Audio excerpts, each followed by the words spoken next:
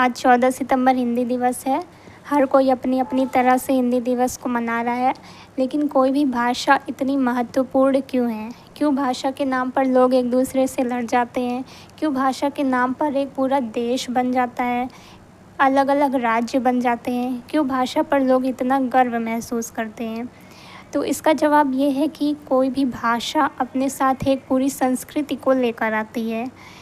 वह भाषा जिस भी समाज में विकसित हुई होती है, वो उसकी संस्कृति को दर्शाती है। इसीलिए भाषा किसी भी समाज की एक बहुत ही गहरी जड़ है। जब भी कोई समाज विकसित होना शुरू होता है, शुरू में उस समाज के किसी भी व्यक्ति के अंदर जब भी कोई भाव आते हैं, कोई भी विचार आते हैं, तो उसके लिए कोई शब्द गढ़ा जाता है।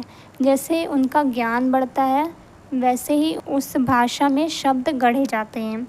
तो इस प्रकार से उस समाज का जितना भी विकास हुआ होगा, उस समाज में जितना भी ज्ञान विकसित हुआ होगा, लोगों के भाव और विचार जितने ही विकसित होंगे, उतना ही उसकी जो भाषा है, उसकी भाषा में उतने ही शब्द होंगे, उसकी भाषा उतनी ही समृद्ध होगी और इसी वजह से वो जो भाषा है उस समाज की संस्कृति को दर्शाती है।